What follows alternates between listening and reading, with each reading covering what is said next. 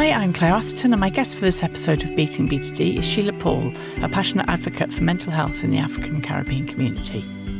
Sheila talks candidly about how the language she used in her community, the beauty standards she measured herself against, and an accident when she was 10 all contributed to her developing BTD. By contrast, Sheila now describes herself as released from her former BTD self, a particularly inspiring achievement given she was diagnosed before tailored treatment became available.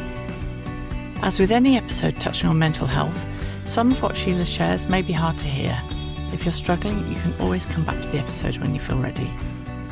This podcast is funded through the Big Give campaign. Thank you to our champion sponsor Jack and our community sponsors Ori UK, the Nightingale Hospital and Blondes Fine Art. You'll find more about our sponsors in the show notes. Here's the interview.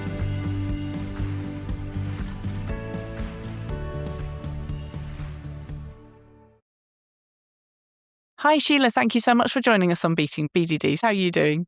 Yeah, I'm doing great. Thank you. Great, lovely to have you.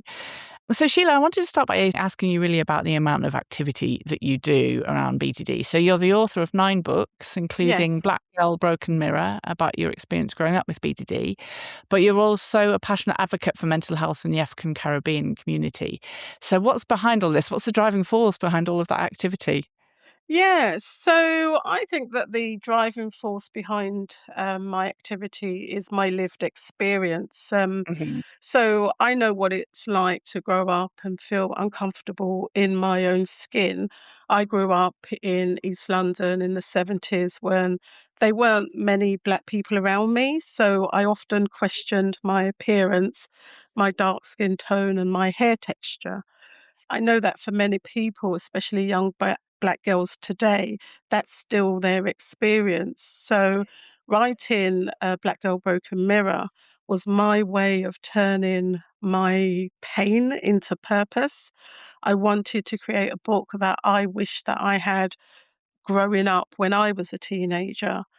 I also want to help people understand what body dysmorphic disorder is and to open up conversations about mental health in our community, especially when it's connected to words that have been spoken over us by our parents, our mothers, fathers, aunties, and the people around us. Because I've realized that a lot of people are still holding on to things that have been told and said to them when they were a child, and as an adult, it's still affecting them right now. I just want it all to be released and let's move forward, to be able to form healthy relationships and healthy communications with our siblings and so on. So that's the drive behind it all. You've also observed in things that I've read on your website that BDD is often misunderstood and overlooked in your community. And why do you think that is? Yeah, so I think that there's a number of reasons. Um, I think, first of all, with BDD, because the distress that the person experiences is not always visible to others, I think that in other mental health illnesses, you can see the behavior um, change in people, maybe their eating or their mood or something like that. I know that when I tell people my lived experience and I explain to them that it's a proper diagnosis, I tell them how I felt, what happened, they turn around and say to me, but there's nothing wrong with you, as in there's nothing wrong with my nose, because I'm telling them how I felt about my nose. And they always turn around and say, but you have a nice nose. There's nothing wrong with it. And I think that perhaps they're thinking that this is about low self-esteem. Also, we know that there's a lot of stigma and shame around mental health in our community. The embarrassment, the fear of being judged, or bringing shame on your family. So, also, like connected to that is the fear of being put on medication or being sectioned. A Yeah. lot of people, and the reason why I did not mention anything at some points during my life was because, I didn't want it to be connected to anything that was not of God, I'll put it that way. A Mm. lot of us believe that we could maybe take this to the church, to the pastor, or to the priest. So, a lot of people look for those ways first Mhm. before going and, really understanding and speaking about, what they're experiencing. That's so interesting. How would you say that you feel about yourself and your appearance now compared with when your BTD was really bad? I think I had it really, really, really bad. There was a lot of thoughts that were directed towards me trying to end. But I don't want to use the word beginning with an S because it's a bit triggering for me. At that point, my mind would look for ways to assist me, different key areas that I would go to. My thoughts would be heightened. So I was always, anxious. Now, life is good. Life is really good. I spend a lot of my time, in a relaxed state. I do things that, is fun during the day. I purposely look for things to, so that I could laugh or Mm. relax, put on music and so on. So I'm really happy with the stage that I am at the Mm. moment. Oh, great. Well done. Good for you. And how do you spend your time when you aren't writing or raising awareness of mental health issues? Yeah, so I'm quite creative. So Mhm. I will be painting. I will be doing colouring as well. That's something that I've picked up that I love to do, just using coloured pens and, just colouring in things. I also have started to practice on my saxophone again, so I do that. Um, I spend a lot of time on YouTube, Mhm. listening to how to make my life like easier with regards to the spiritual side of things, Mhm. meditation and grounding and, eating healthily. I try to listen to that kind of information and podcasts and just feed myself with positive, affirmations and things like that. Yeah, lovely. This sounds like a huge transformation. So I'm looking forward to hearing how you did that. So should we go back first to when your BDD first came in? So when did the first signs of it appear? So looking back, I think my first signs appeared when I was a child because I remember looking at my cousins and looking at their hair and their noses. I thought that they were so pretty. So I do remember comparing myself to them quite a lot. So what actually happened to me was that at the age of 10, I was in the playground and my brother and his friend were balancing a plank of wood on their hand and it slipped and it fell on the left side of my head. So I ran up to my mum crying. My head was bleeding. And my mum put this hair tonic in my hair, which caused it to burn. My scalp burnt, it turned black. And what proceeded to happen was that my hair fell out. So my appearance changed suddenly. But not only did that happen, what also happened was every time I looked in the mirror, I believe there was something wrong with my nose and my hair texture, the quality of my hair. Um, I was caught in a cycle of torment every time I looked in the mirror, and it was especially at my nose. I knew that there was something wrong, but I just didn't know what it was, but I knew it was wrong. I went through life um, as a teenager but comparing myself to others, just Mm. staring at people. I didn't realize that I'd been doing that because I would just hear somebody say, "Oh, she's looking at me," and then I'd realize, "Oh dear, I've been caught." So yeah, it became very, very disturbing. And of course, those negative thoughts kept coming in and trying to affect my day to day. Just to go back quickly though, I just wanted to check with you, when you said that your mum put the hair tonic on, was that because it was gonna treat the cut or something? So the hair tonic, it's got alcohol in it. So what had happened is that my mum had actually asked someone to take me to the hospital, and he said no. Mm. So Okay. I think she felt that she had to do something. Now, I don't know why she thought it was a good idea to put, alcohol on an open wound, but that's what happened. And the result was my hair falling out as a 10-year-old.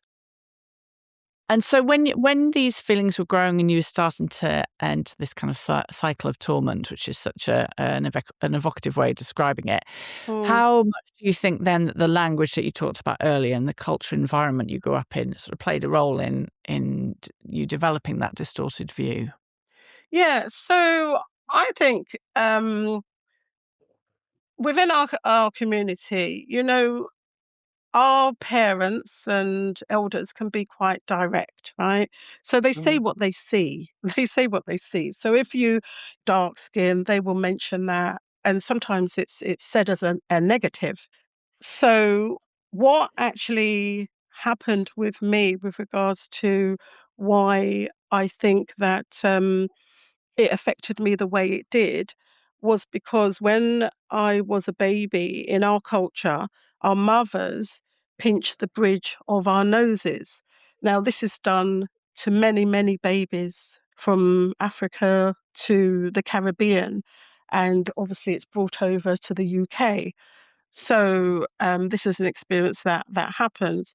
I think that the reshaping and the pinching of my nose, I believe it went on too long, too often, and I think that perhaps my mum spoke while she did it because I think it was connected to what was in my subconscious mind when I got hit on the head.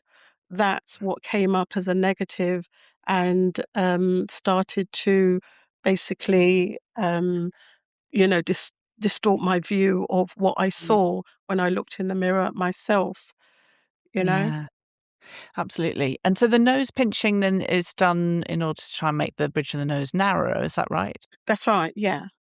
Gosh, yes, very interesting, and I can imagine that even in a young child, you might sort of some have a memory of that somewhere deep down Yeah. that I mean, I yeah. do. I do remember her calling me over to do that, which indicates that I was walking.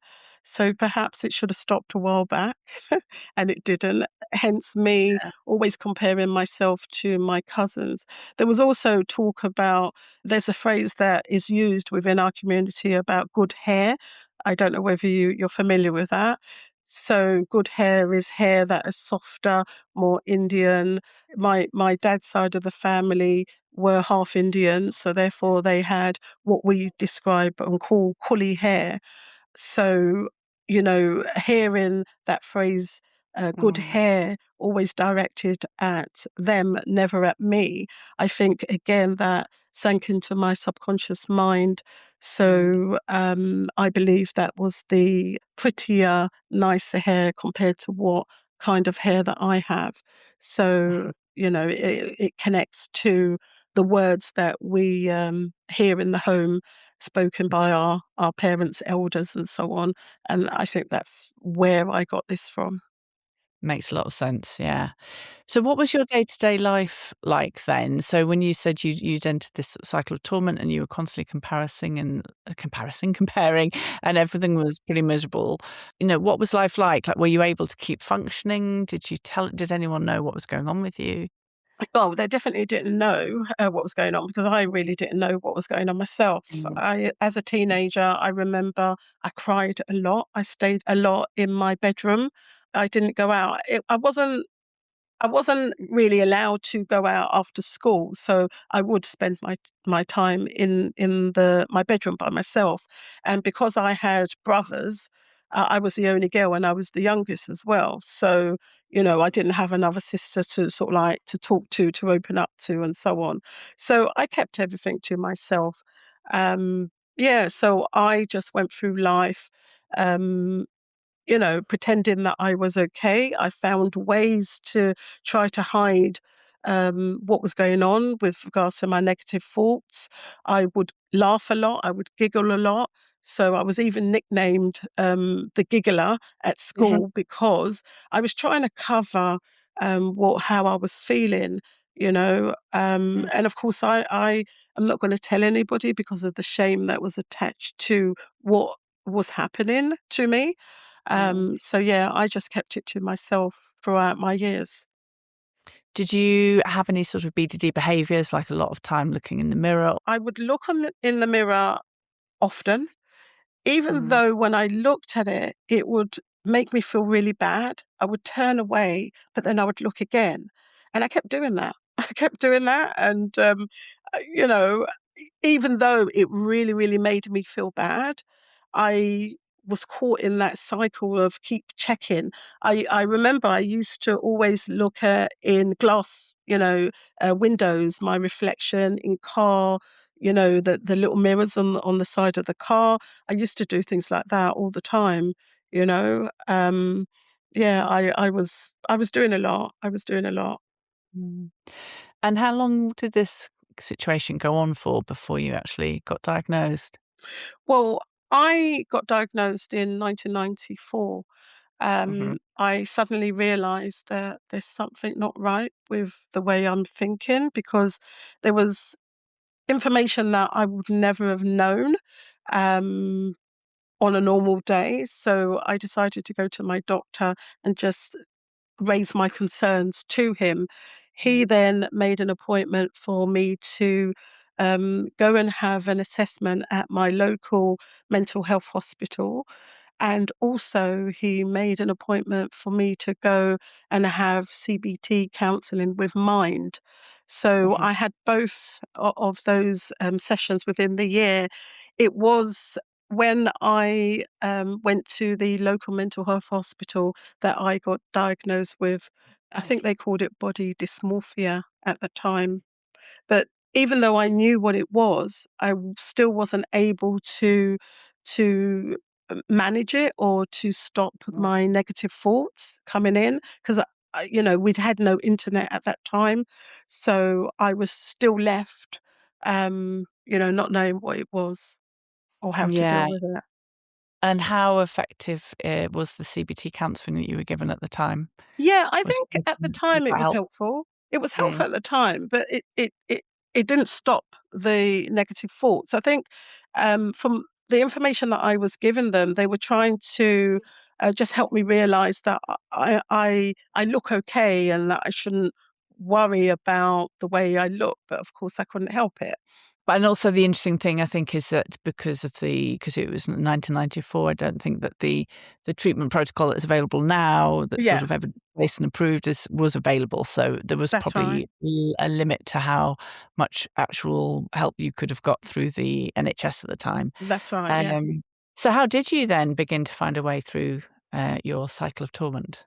Yeah, so what had happened is that one day I received some news. It was good news about somebody else, but what Mm. happened, I compared myself to that person, and it brought me to a place that I never ever want to go again. It was like I had an emotional breakdown. So I turned to God and I asked, why am I here? I wanted to know what's the reason for me being here? At the time, I kept hearing people talk about purpose. Find your purpose. What is your purpose? Also, Steve Harvey used to talk about the gift, a talent that's in people. And I desperately wanted to know what mine was. So every day I would speak out loud and ask God to guide me towards it until one day somebody at work, a colleague of mine, gave me a book to read and it was about the law of attraction. So what I did, I just purposely working on positive affirmations and trying to reset and reprogram my mind to learn to love myself. Now, it was very difficult. It was difficult. It took many, many years to do that. Yeah. And I think you mentioned last time we spoke as well that you did also seek your own private therapy, didn't you, after a time with, looking for people from your own community? Yeah. So as well as having counsellors that my GP had booked for me to go and visit, I also paid for counselling services. I had like grief therapy, I had art therapy, and I would purposely look for Black counsellors to help me along my journey because I knew that when I spoke about things that I heard in the home or our community, I knew that they would understand what it is that I'm talking about. I didn't have to explain. So, yeah, I would do that. I paid for, um, counselling or therapy like on a regular basis, on an annual basis. I definitely did that, and I think that's very important as well.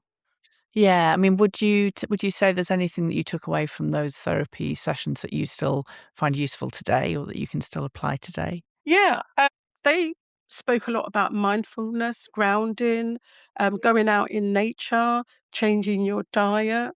I still do art. I still do a lot of art. Sometimes draw myself. I draw Mhm, portraits of myself. mhm. You know, there was a lot of storytelling in that, thinking about what you want for the future as if you've already received it. So I did a lot of that. And of course, prayer was a big part of Mm. my healing journey as well. Journaling as well. I do a lot of journaling. I write about what I would like. And yeah, so those things I still do today. Yeah, brilliant. And was there a turning point or a moment when things started to really shift for you, when you thought, I'm getting somewhere with all of this work? Yeah, so I, during my time when I was asking God for guidance and direction towards healing, as in asking about my purpose, why am I here? I started to paint and make reborn baby dolls. A reborn baby doll is a doll that resembles a human baby. They are usually newborn size and can weigh up to 6 or 7 pounds and are used by women as a comforter. So I Mm. started to paint and make those dolls, and what had actually happened, because I'm not actually a doll person, but I bid on a doll on a site. I won it, and when I opened the box, I was really overwhelmed, and I had this emotional attachment to this doll. Now, because it was quite light in complexion, I wanted to paint it to look more like my skin tone. And that's what I did. Now, once I would paint, I would say positive affirmations and tell myself that I am beautiful, I am confident, and I would find myself painting for hours upon hours. A lot of the times it was during the night that I would do this. And I think that really, really did help towards my healing and my reprogramming of my mind whilst I was painting. I linked it back to when I was in primary school. I used to love to paint with a paintbrush. And here I am in my 40s, again, using the paintbrush in order to paint. And yeah. And so actually just tying back to, you were saying you were trying to find out your purpose. Do you think that's connected to your purpose, what the work you're doing with the reborn dolls, or has it brought you closer to understanding what that purpose might be? Yeah, I think I'm still on a journey. I'm still on a journey. But, you know, when I go out exhibiting and talking about body dysmorphic disorder to our community, I bring one of my dolls with me. So I attract a lot of people to my stand. So here people are holding onto the doll. And then I find that they tend to start opening up and sharing about things that have happened to them. And this is where the conversation about mental health comes in, about Mm. things that have happened to us as women that we usually don't share. So I think that with my dolls, I was guided towards making them in order to start sharing and to start assisting people releasing whatever it is that they're holding on to. Um, So, I think that I'm still on that journey. I don't know exactly where it's going to lead me to, but I do know it's to do with helping people in the community, especially women and teenage girls. Yeah, well, that's great. And what has it meant to you to be able to do that then, to be able to take something positive from your experiences and share them with the community? Well, that's the thing. I never thought that I would be at this stage where I would be publicly speaking about any of this. You Mm.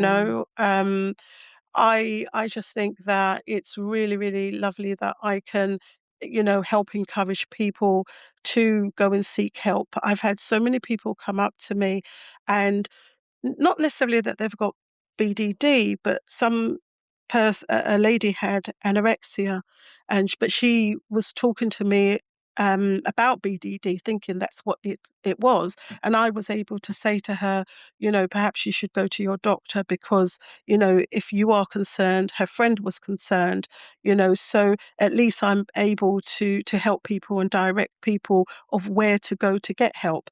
I've directed quite a few people, even people in public health, that have come to me to say, "Oh, I didn't know much about BDD. Now that you've mentioned it, I believe one of my clients has it." So I then referred them to, the foundation, your foundation. So I think that it's really, really, um, great that I've been in a position to actually speak out and just highlight that, we do need to open up as a Mm. community and listen more when people talk about their mental health issues, and try to help each other. That's a really important and worthwhile thing to be able to do, especially because shame is so powerful in BDD. And I Yeah, mean, it's so powerful in any kind of mental health condition, I think, really. And anything you can do to break that down for people and help them get over that hurdle is just really invaluable. So it's yeah. fantastic work. So when you look ahead now, Sheila, what do you see? Like, what would you like to do next? What sort of plans do you have for the Yeah, future? I think I would like to do more with my dolls, but also Mhm. connected to releasing painful words. I would like to do work on projects, not just women and teenage girls, maybe men as well, men who haven't, felt held their babies, because obviously the doll is a symbol of your inner child and work like that. So it's just putting it together and working out what direction I want to go in. But it's definitely something to do with my experience and others as well, and just sharing and healing. So, yeah. Mhm. Okay, so Sheila, one final question then. Is there anything else you would say to that young person listening, if you can imagine talking to one particular person? I would say to them that, looking back at my experience and what I went through, I would never have thought that I would have been released from my former self, what I was going through, Mm. but I have, and I think that, they shouldn't suffer in silence. They should, make the steps, reach out to somebody, to the Mm. foundation, to see how they can assist them along their journey, because there is happiness after Mm. body dysmorphic disorder. You don't know who's going to come into your life to assist you. So Yeah. I would say, yeah, just carry on.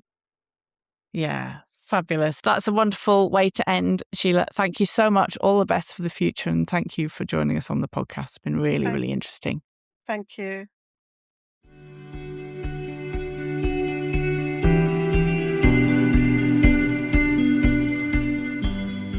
Thanks so much to Sheila for sharing her inspiring story so openly, and particularly for shining a light on how cultural experiences in childhood can influence how the condition develops. For more episodes, search for Beating BDD on major podcast apps or on Spotify, and follow the BDD Foundation on Instagram, Twitter, YouTube and Facebook. I'll be back soon with another interview. Until then, remember this podcast isn't therapy, so please do seek help from a trained professional if you need it. Thanks for listening.